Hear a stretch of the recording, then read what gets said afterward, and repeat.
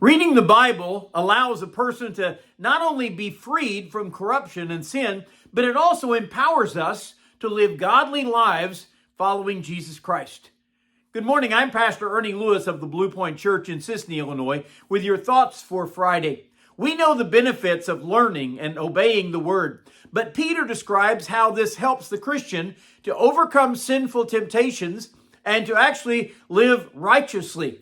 He says in 2 Peter chapter 1 and verse 3, His divine power has given to us all things that pertain to life and godliness through the knowledge of Him who called us by His glory and His excellence. You know, it is a tremendous joy to know that God has, through the power of His Spirit and through the truth of His Word, granted us those things pertaining to life and godliness. I mean, the world, on the other hand, has tried to shield us from living godly lives. Peter speaks of the true knowledge of Him who called us by His glory, and we get that true knowledge by reading God's Word. We are also a trophy of the Father. He wants us to learn how to live for Him. He even speaks of how God has called us by His own excellence or virtue.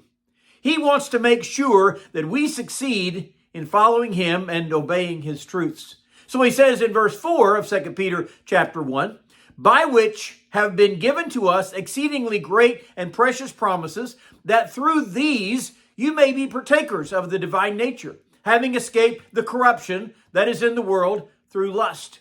Peter wanted his readers to know that God has given them precious and magnificent promises that we could partake of the divine nature through Jesus Christ's sacrifice. We take on His righteousness, since we have certainly no righteousness of our own. And we receive a divine nature that helps us overcome our old worldly, carnal nature. And it is only by this divine nature that we have escaped the corruption of this world. When we think of the divine nature, we read here in 1 Peter chapter 1 and verse 4, it says, we take on this divine nature, which is God's holy attributes, as He molds and He shapes our lives. You realize this is not our natural person, right? It is very worldly and carnal. But we are to be transformed as believers who have taken on the mind of Christ and conformed to the image of His Son, as God has called us to in Romans chapter 8. We are to be a peculiar people, which has escaped the corruption that is in this world. Satan seems to throw everything at us to see if some temptation or allurement will stick and maybe cause us to obey the Lord or even turn away from His calling for our lives. He also says this corruption in the world is through lust, and that it means through our own lust. You know, James says, let no man say when he is tempted, I was tempted by the Lord. The Lord can't tempt someone with evil.